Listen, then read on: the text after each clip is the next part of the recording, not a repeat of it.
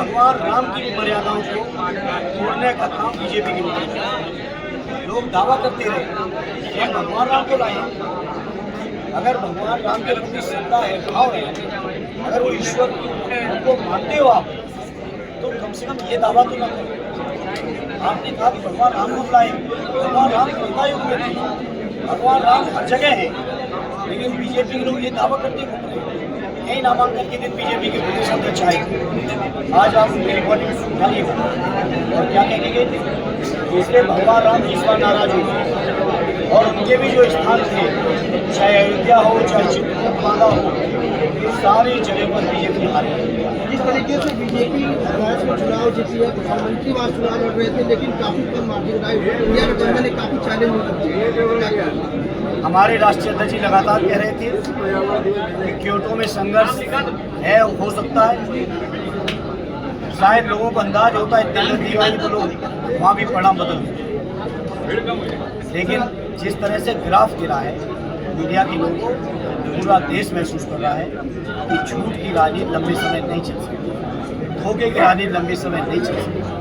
दिन भर पिछले की बात भी आप बताओ, 350 लेटरल एंट्री की है IAS पोस्ट में। मैं लगातार पूरे चुनाव में प्रेस के माध्यम से पूछा और अब संसद में खड़े होकर आगे पूछूंगा कि बताओ कितने दलितों को, कितने आदिवासियों को, कितने पिछड़ों को आपने भागीदारी दी।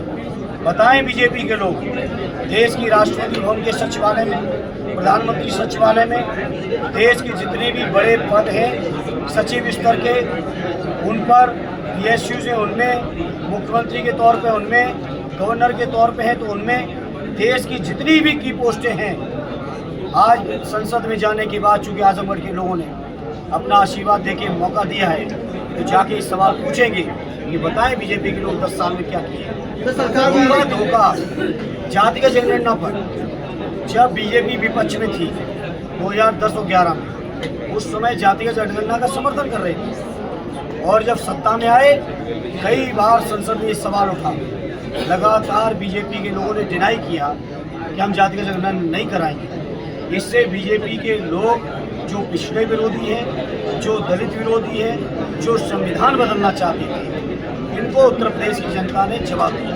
सर, सरकार बनाने के लिए अभी 40 एनडीए के कुछ साथी के आपके संपर्क में है, तो क्या बात देखिए, अभी हम तो आजमगढ़ का कल प्रमाण पत्र दिए और मैं प्रयास में हूँ कि हम सभी लोगों को धन्यवाद दें और आपके माध्यम से पूरे क्षेत्र के लोगों को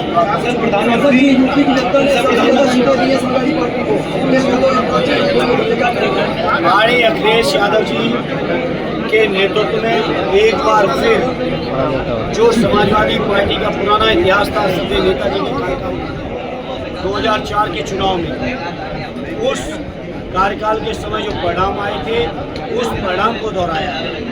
मैंने कल अपने कार्यालय के कार्यकर्ताओं के बीच एक बात कही थी, आज अगर सदैव नेताजी होते तो दुनिया में सबसे ज़्यादा अगर कोई प्रसन्न होता तो आज सदैव नेताजी होते, क्योंकि उनका सपना रहा है पार्टी का विस्तार, उनका सपना रहा है कि समाजवादी पार्टी कभी बुजुर्ग ना हो, हमारी पार्टी हमेशा नौजवान रहे। तो आज जो जनता ने परिणाम दिया है, ये नेताजी के सपने को पूरा किया है।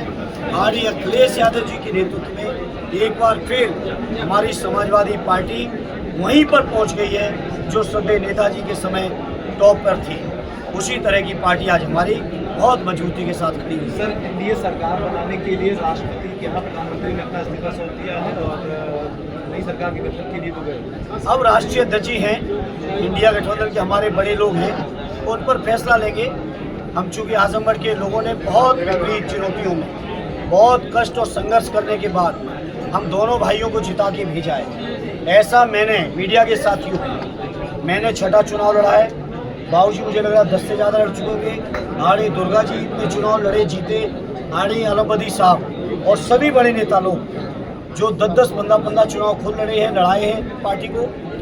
कभी मैंने नहीं देखा था काउंटिंग एजेंट के पास अलॉट होने के बाद, इशू होने के बाद उन काउंटिंग एजेंट को पुलिस के लोग धमकाएं और नोटिस दें। ये आजमगढ़ में हुआ है। परसों रात हमारे सैकड़ों कार्यकर्ताओं को पुलिस के लोगों ने धमकाया है फ़ोन करके, नोटिसें भेजी हैं, घरों में दबिश मारी है। सोचो किस चुनौतीपूर्ण माहौल में कार्यकर्ताओं ने संघर्ष किया।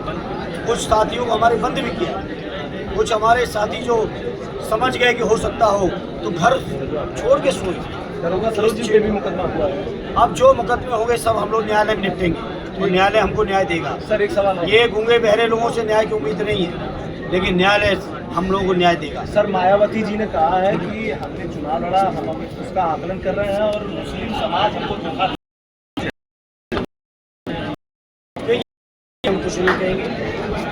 हम एक चीज़ की थी और मुझे खुशी है, फख्र है और मैं आभार व्यक्त करता हूँ अपने दलित भाइयों को, जो देश के सामने चुनौती थी संविधान बचाने